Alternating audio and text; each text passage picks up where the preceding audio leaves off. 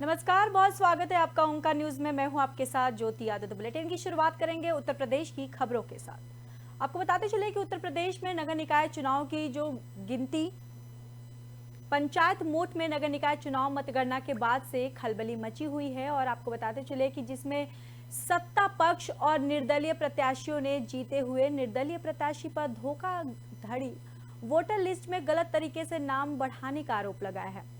वहीं तहसील स्तरीय अधिकारियों के खिलाफ भी मोर्चा खोला गया है, जिसमें डीएम द्वारा जांच की जा रही है। बताते चले कि झांसी जिले की मोठ नगर पंचायत चुनाव के दौरान सत्ता दल और निर्दलीय प्रत्याशियों ने अपनी अपनी ताल ठोकी थी, जिसकी मतगणना के दौरान निर्दलीय प्रत्याशी देवेंद्र गोसाई की मीरा देवी ने जीत हासिल की थी, जिसके बाद सत्ता दल और निर्दलीय प्रत्याशी जीते प्रत्याशी के पीछे हाथ धोकर पड़ गए हैं।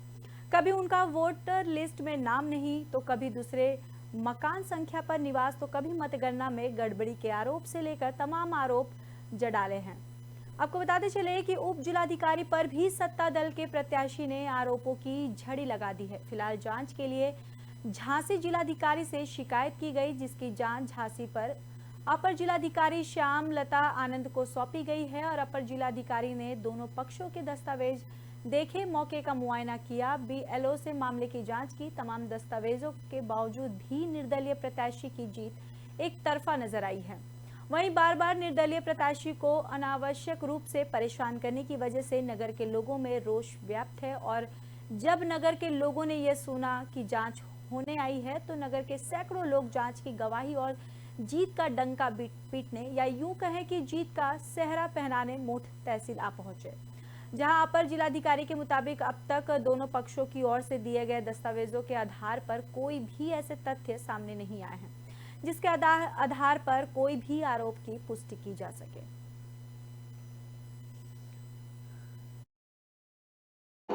यहाँ पर मोट के एक जो प्रत्याशी हैं उनके द्वारा शिकायत करी गई है। जो यहाँ के विनिंग कैंडिडेट हैं उनके संबंध में उन्होंने कुछ तथ्य प्रस्तुत किए हैं। उन्हीं तथ्यों की जांच करने के लिए मैं यहाँ पर आज उपस्थित हुई हूँ और इसी के संबंध में दोनों पक्षों को बुलाया गया। दोनों पक्षों ने अपने तथ्यों को हमारे सामने प्रस्तुत करने के लिए अपने अपने साक्ष्य दिए हैं। उन सभी साक्ष्यों को देख लिया गया है और बाकी मौके को भी देख लिया गया है। साथ में हमारे दोनों ही पक्षों के लोग उपस्थित थे। वहाँ के मोहल्ले के जो भी सदस्य हैं, जो भी वहाँ के नागरिक हैं, वो भी उपस्थित थे। तहसील की तरफ से लेखपाल और बीएलओ भी मौके पर उपस्थित थे। तो जो भी जांच चल रही है या जांच के जो भी निष्कर्ष होंगे उस निष्कर्ष से आप सभी को। तो वहीं खेल को बढ़ावा देने के लिए आपको बताते चले कि प्रशासन की ओर से निर्देश दिए गए हैं ताकि ग्राम पंचायत में एक एक खेल मैदान बनना था, जिसके लिए तहसील प्रशासन द्वारा इसकी रूपरेखा भी तैयार कर ली गई है। और बस्ती जनपद में जहां पहले फेज में 14 ब्लॉकों में कुल 27 जगहों को चिन्हित किया गया था, जिसके लिए शासन की तरफ से 2.5 करोड़ रुपए भी आवंटित किए गए थे। तो वहीं दूसरी फेज में कुल 89 खेल मैदानों को चिन्हित किया गया था, लेकिन अगर बात की जाए खेल मैदान बनाने की तो इसकी गति काफी धीमी चल रही है।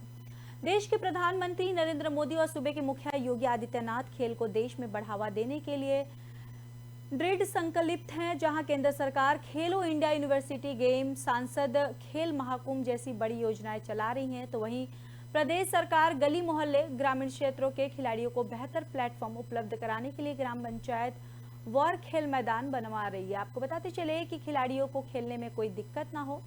मामला बस्ती जनपद से है, जहां 89 में से मात्र 18 ही खेल मैदान बन सके हैं, जबकि शासन की प्राथमिकता ही खेल मैदान को जल्द से जल्द बनाकर तैयार किया जाए, जिसके लिए शासन ने भारी भरकम बजट भी विभाग को दिया है। बावजूद खेल मैदान बनने की प्रगति काफी धीमी चल रही है। वहीं दूसरी ओर जो खेल मैदान बने उसमें कहीं नाली का पानी जा रहा तो ज्यादातर खेल मैदान की बाउंड्री टूटी हुई है। खेल मैदान में ही अपने पशु को चरा रहे स्थानीय ने बताया कि खेल मैदान जिम्मेदारों की उपेक्षा का शिकार हो गई है। इसकी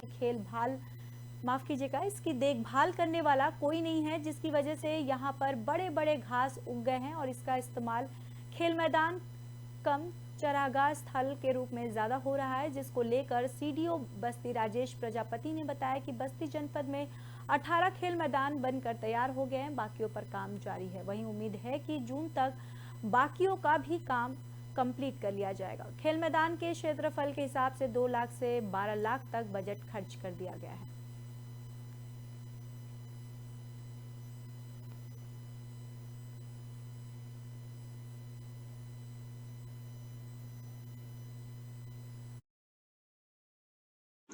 दोनों बस्ती में हम लोगों ने 151 तालाबों के वो खेल मैदान का निर्माण पर काम करने का प्रयास किया गया था, जिसमें से 89 की सूची हमें तहसीलों से प्राप्त हुई थी और आज की तारीख में सभी 14 ब्लॉक मिला के 44 पर काम चल रहा है, जिसमें से 18 पूरे हो गए हैं और शेष पे जल्दी जल्दी काम पूरे कर लेंगे। शेष के लिए हम लोगों ने प्रयास किया हुआ कि और सूची में। तो वहीं अलीगढ़ में एक ठेकेदार को धमकाने का ऑडियो काफी वायरल हो रहा है। आपको बताते चले कि ये ऑडियो में साफ तरीके से देख सकता है कि किस तरीके से ठेकेदार धमका रहा है। वहीं ऑडियो रेलवे सुरक्षा बल के सहायक आयुक्त कार्यकाल में तैनात एक दरोगा का बताया जा रहा है, जिसमें वह ठेकेदार के साथ गाली गलौज कर रहा है। वहीं ऑडियो वायरल होने के बाद दरोगा पर आरोप लगाए जा रहे हैं कि वो अवैध वसूली के लिए ठेकेदार को धमका रहा है। इसके साथ ही वह आए दिन रेलवे स्टेशन और इसके आसपास काम करने वाले दुकानदारों और ठेकेदारों पर अवैध वसूली करता है। ऑडियो का संज्ञान होने के बाद आरपीएफ अधिकारियों ने मामले की जांच शुरू कर दी है। आरोपी दरोगा के 2 ऑडियो वायरल हो रहे, दोनों में वह अपशब्दों का प्रयोग कर रहा है और एक ऑडियो में दरोगा ठेकेदार को गाली देते हुए अपनी बात की शुरुआत करता है, जिसके बाद उनका ऑडियो लोगों ने ट्विटर के जरिए रेल मंत्रालय और आरपीएफ मुख्यालय को भी ट्वीट कर दिया है। वहीं ऑडियो ट्वीट होने के बाद विभाग ने इस मामले की जांच शुरू कर दी है और दादी के पोस्ट कमांडर को मामले की जांच सौंपी गई है। इसमें सहायक सुरक्षा आयुक्त एसपी सिंह पर भी दरोगा के साथ मिली भगत करने और अवैध वसूली कराने का आरोप लग रहा है। आपको बताते चले कि इस मामले में जब उनसे संपर्क किया गया तो उनका सीयूजी नंबर नेटवर्क कवरेज क्षेत्र के बाहर आया। हालांकि उच्च अधिकारियों ने इस मामले की जांच शुरू कर दी है।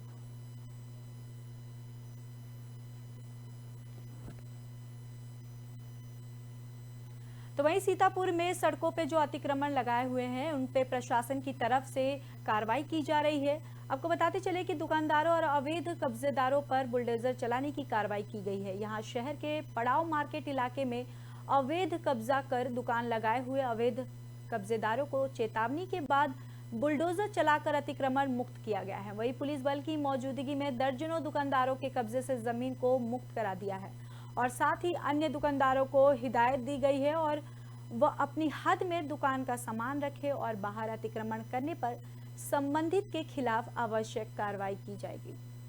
तो बताते चले कि सीतापुर में सड़कों पर अतिक्रमण करने वाले दुकानदारों और अवैध कब्जेदारों पर बुलडोजर चलाने की कार्रवाई की गई है और इस शहर के पड़ाव मार्केट इलाके में अवैध कब्जा कर दुकान लगाए हुए अवैध कब्जादारों को चेतावनी के बाद बुलडोजर चलाकर अतिक्रमण मुक्त किया गया है।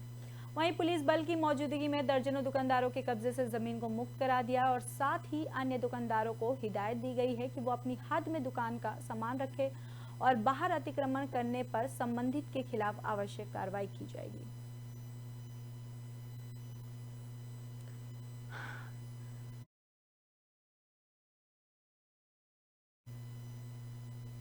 तो वहीं प्रतापगढ़ में खेत की रखवाली करने वाले किसान की हत्या कर दी गई है। आपको बताते चले कि आक्रोशित ग्रामीणों ने सड़क पर जाम कर दिया है। वही किसान की पिटाई कर दौरान किसान की मौत हो गई है। सूचना के बाद मौके पर पहुंची पुलिस से भी नोकझोंक और धक्का मुक्की हुई और कई घंटों तक चले जाम के बाद एसडीएम द्वारा समझाने बुझाने और आश्वासन के बाद परिजन शव का अंतिम संस्कार करने को राजी हुए। वहीं बागराय थाना इलाके के मौरी मोड़ परिजनों संग ग्रामीणों ने लगाया था। मृतक का एक बेटा और एक बेटी भी है।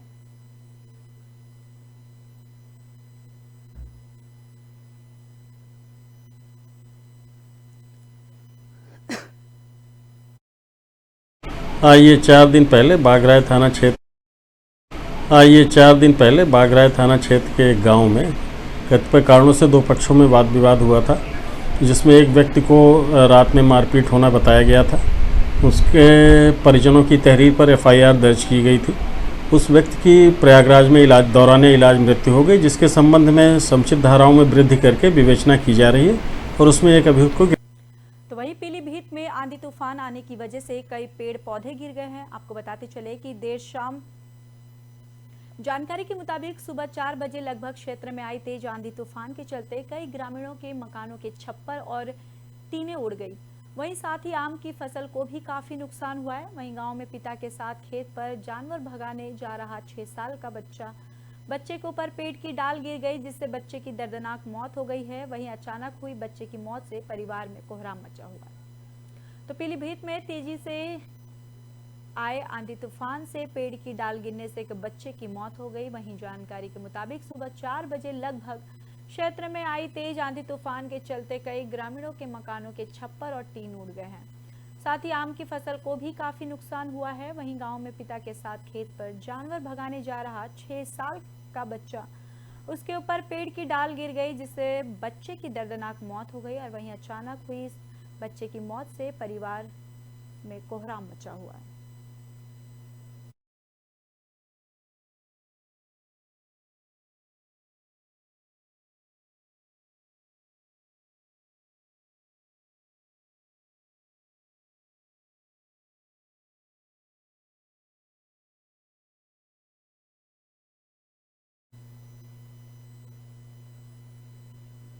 तो वहीं अमरोहा में बदमाशों ने 3 घरों को अपना शिकार बनाया। आपको बताते चले कि बदमाशों ने 3 घरों में डकैती की वारदात को अंजाम दिया है। गन पॉइंट पर लाखों रुपए की लूट को भी अंजाम दिया है। एक ही गांव में अलग अलग 3 घरों में डकैती की घटना को अंजाम दिया गया है। वहीं गांव में घंटों लूट की अंजाम देते रहे बदमाश सोती रही पुलिस। आपको बताते चले कि पुलिस डकैती की घटना को चोरी में दर्ज कर रही है। वहीं रिपोर्ट थाना सदन गली क्षेत्र के गांव बैकपुर शर्की का मामला है।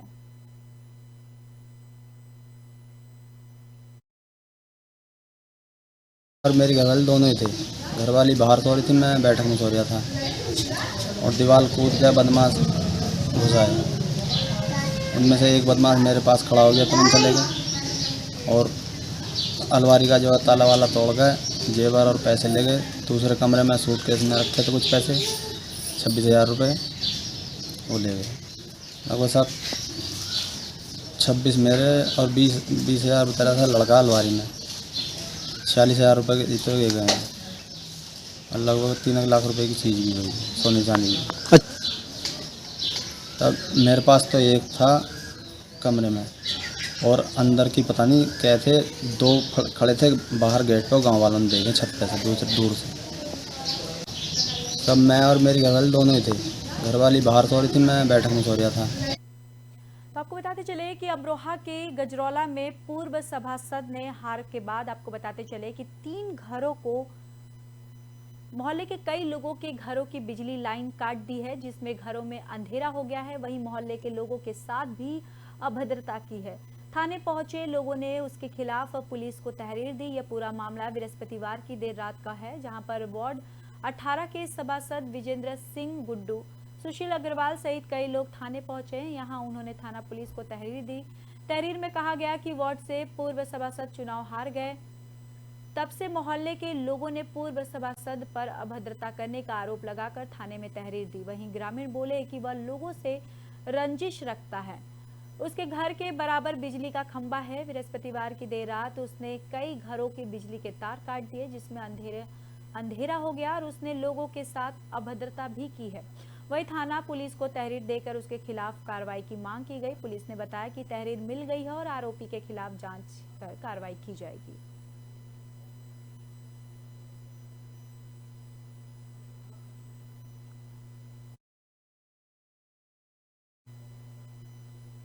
तो वहीं आपको बताते चले कि संदिग्ध परिस्थितियों में महिला की मौत हो गई है। आपको बताते चले आम के बाग में सुबह लटका मिला महिला का शव। वहीं पति पत्नी में एक दिन पहले आपस में विवाद हुआ था और पेट से शव लटका मिलने से क्षेत्र में सनसनी फैल गई है। वही सूचना के बाद पुलिस पहुंची। पुलिस ने शव को कब्जे में लेकर पोस्टमार्टम के लिए भेज दिया है। बताते चले कि मामला थाना मंडी धनौरा के गांव बिहारीपुर पूरी का पूरा ये मामला है।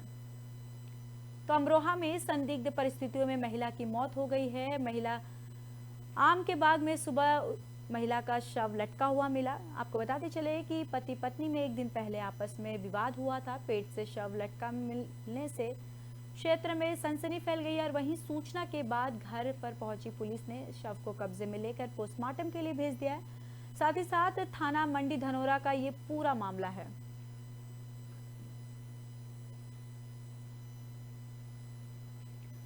तो आपको बताते चले कि संदिग्ध परिस्थितियों में महिला की मौत हो गई है। आम के बाग में सुबह महिला का शव लटका हुआ मिला। साथ ही साथ आपको बताते चले कि एक दिन पहले ही पति और पत्नी में आपस में विवाद हुआ था किसी बात को लेकर। वहीं पेट से शव लटका मिलने से क्षेत्र में सनसनी फैल गई है। वहीं ये पूरे मामले की सूचना के बाद घटनास्थल पुलिस पहुंची और पुलिस ने शव को कब्जे में लेकर पोस्टमार्टम के लिए भेज दिया है। आपको बताते चले कि ये पूरा मामला थाना मंडी धनोरा के गांव बिहारपुरी का पूरा ये मामला है।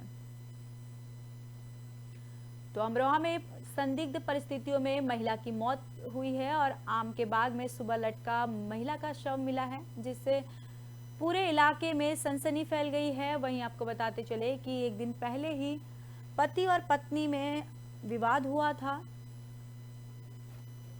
वहीं आपको बताते चले कि पेट से शव लटका मिलने से क्षेत्र में सनसनी फैल गई है और सूचना के बाद जब घटनास्थल पुलिस पहुंची और पुलिस ने शव को कब्जे में लेकर पोस्टमार्टम के लिए भेज दिया है। वहीं थाना मंडी धनोरा के गांव बिहारीपुरी का ये पूरा मामला है।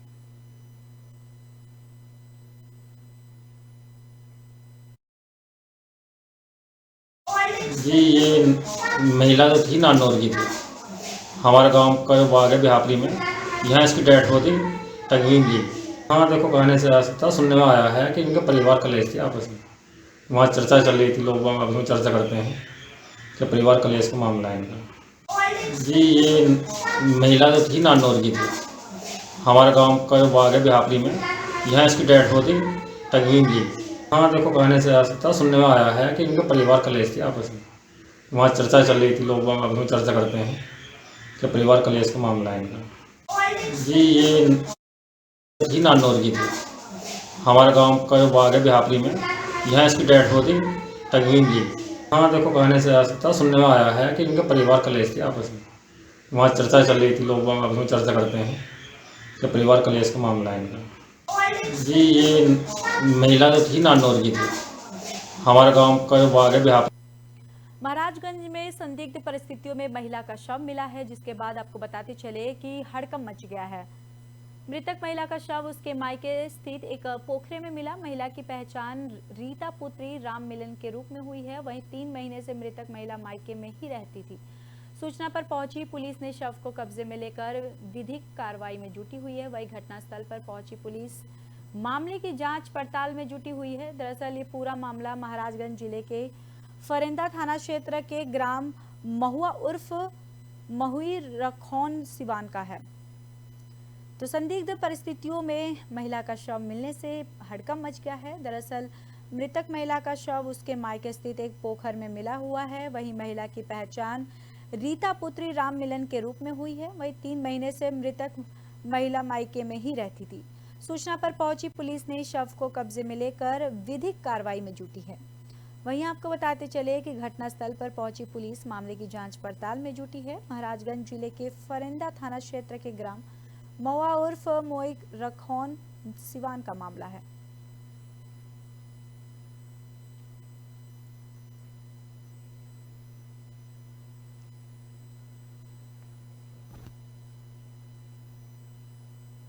तो वहीं सुल्तानपुर में बीती रात सीमेंट से भरी ट्रक खाई में गिर गई है। आपको बताते चले कि इस दौरान ये ट्रक बोलेरो और बाइक को टक्कर मारते हुए कादीपुर के पटेल चौक से जा भिड़ी।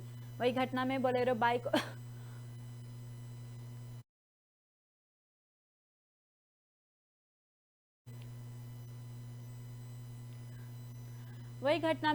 बाइक का सवार के साथ ट्रक का खलासी भी घायल हो गया। बाहर सभी को इलाज के लिए अस्पताल में भर्ती करा दिया गया है। वहीं घटना के बाद ट्रक चालक मौके से फरार हो गया। दरअसल ये मामला कादीपुर कोतवाली पटेल चौराहे का है। इसी चौराहे पर बीती रात सीमेंट लदी तेज रफ्तार से जा रही थी ट्रक अनियंत्रित हो गई। इस दौरान ये ट्रक बोलेरो और बाइक को टक्कर मारते हुए पटेल चौक से जा भिड़ी।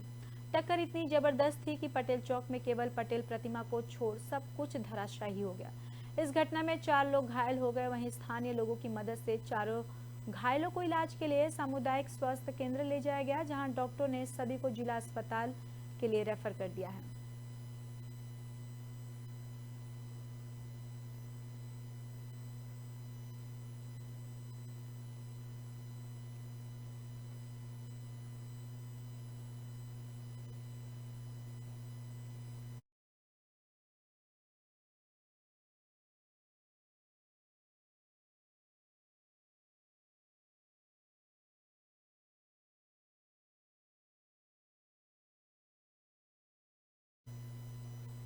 तो वहीं शाहजहांपुर में दो भाइयों में आपसी विवाद हो गया है, जिसको लेकर आपको बताते चले कि कहासुनी हो गई। वहीं आपको साथ ही साथ बताते चले कि कहासुनी में दोनों भाइयों में आपस में मारपीट की ये वारदात भी हुई है।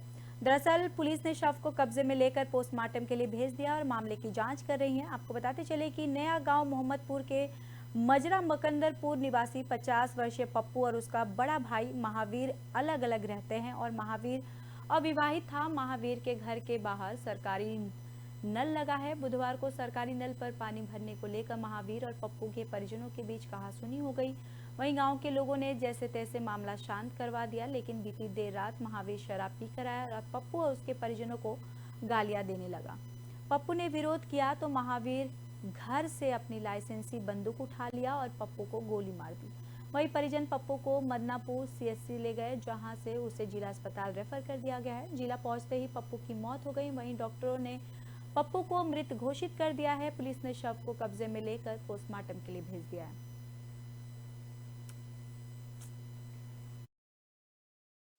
लगभग 11 बजे थाना मदनापुर के मकरनपुर ग्राम में नरेश यादव पुत्र पप्पू यादव सरकारी हैंडपंप पर पानी भरने गए थे। इसी हैंडपंप के पास उनके सगे ताऊ महावीर यादव का भी मकान है, जो अकेले रहते हैं, अविवाहित हैं। और हैंडपंप में पानी भरने लेकर इनके अपने सगे ताऊ महावीर यादव से कुछ विवाद हो गया। महावीर यादव इनको गाली गलौज करने लगे। नरेश यादव का कहना है कि ये उसमें शराब पिए हुए थे, नशे के प्रभाव में थे। बातचीत बढ़ने पर महावीर के सगे छोटे भाई और नरेश यादव के पिता पप्पू यादव मौके पर आ गए, क्योंकि महावीर यादव ने काफ़ी नशा कर रखा था। इसी झगड़े में महावीर यादव अपनी लाइसेंसी बंदूक ले आए और उन्हें अपने भाई पप्पू यादव को गोली मार दी, जिससे वो गंभीर रूप से घायल हो गए।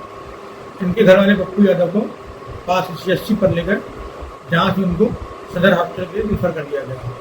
सदर हॉस्पिटल ले जाने पर डॉक्टर ने उनको वहाँ मृत घोषित कर दिया। इस संबंध में उनके घर में तहरीर दी गई है, इसमें सुसंगत धाराओं में मुकदमा लिखाया जा रहा है और बॉडी मचरी में इसका पोस्टमार्टम कराया जा रहा है।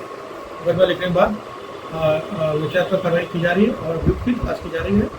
तो इसमें जो भी तथ्य हैं उसके आधार पर सुसंगत धाराओं में कार्रवाई की जाएगी। लगभग 11 बजे थाना मदनापुर के मकरनपुर ग्राम में नरेश यादव तो वहीं सुल्तानपुर में श्रीटान की धज्जियां उड़ाई जा रही है। आपको बताते चले कि फ्री आधार कार्ड सेंटरों की धज्जियां उड़ाई जा रही है, जहां पर आधार कार्ड किट के नाम पर अवैध वसूली की जा रही है।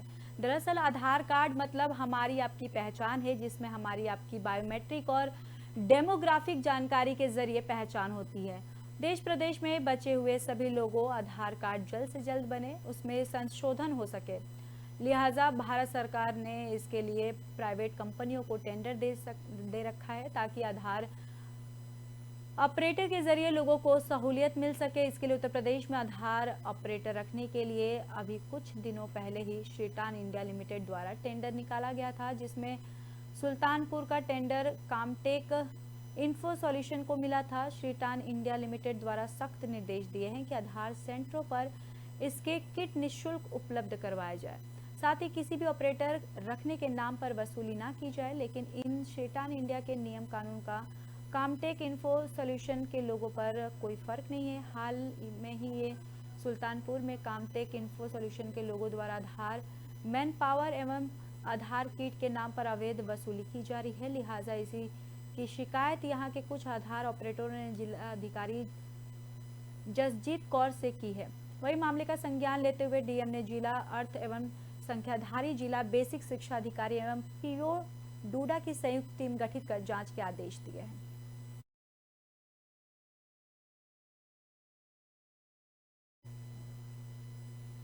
तो वहीं अम्बेडकर नगर में बालिक सशक्तिकरण का आयोजन किया गया है, जहां पर आपको बताते चले कि